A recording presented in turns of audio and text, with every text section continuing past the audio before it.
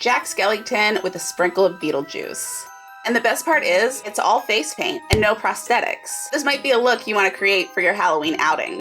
So like so many fun makeup looks, we're gonna erase those eyebrows. With a glue stick, of course. Now we're gonna wanna start and get that white base down. I'm gonna use Mehron Edge in white. I'm using Edge over the regular Paradise paint formula because I find that the Edge formula gets you a faster opaque coverage, especially when it comes to the white. Since I will be wearing Scleras and my eyes tend to water, I work a lot with alcohol activated makeup, so I'm gonna go ahead and do an overspray of white Skin Illustrator over top of that Mehron. I'm gonna go in with the Mehron Storm Gray as opposed to just sketching out in black. I don't want to mess up the white base. I want it to do a big eye illusion, so I'm going to go ahead and sketch out those lines. The gray is just going to make it a little easier to fix any lines if I screw up and need to change anything. Once you're happy with the shape, go in with some Mehron Edge in black.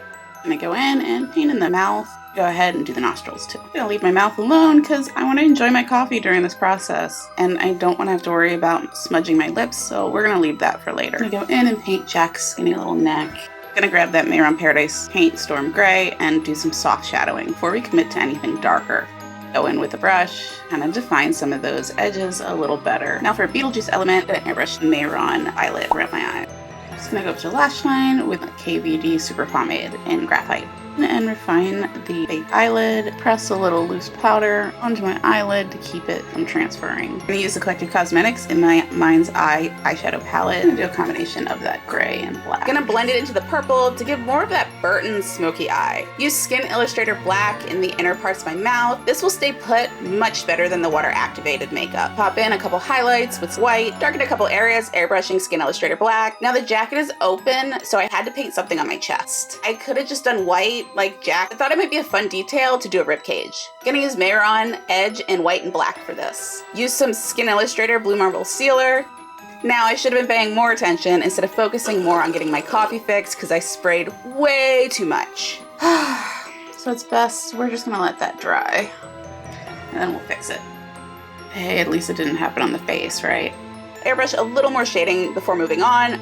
Okay, so the Scleras are in, but my eyes are just not having it today. So I'm gonna go ahead and add some of the moss since I don't need to see as well as, say, doing the rest of the eye area. I'm just gonna use a stipple brush, overlapping the different Mehron greens. I'm gonna use Prosaide to glue down the moss. Prosaide is a bit of overkill. Fortunately, I didn't realize that my lash glue was dead. If you want something easier to remove at the end of the night, I would really go with Duo or whatever your lash glue preference is.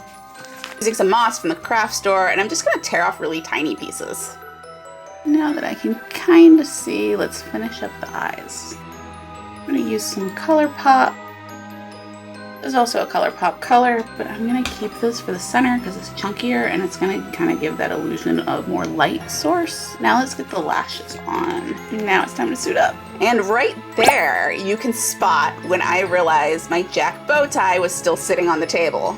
Now to create that, I sculpted it out of foam clay. Made the head and the two sides separate, since sometimes this clay will puff up and you'll lose a lot of detail, and I was worried that it was just gonna be a blob. I was gonna put little indentions for where the eyes will be. Now it's dried, I just took the three pieces and hot glued them together. Painted it with black acrylic, and used white paint to add the eyes and the stripes. And I just stuck that on with two-way tape. Used mouth effects in pitch black. Now, if you want to see some more traditional style Nightmare Before Christmas looks, be sure to head over to this playlist and I'll see you there.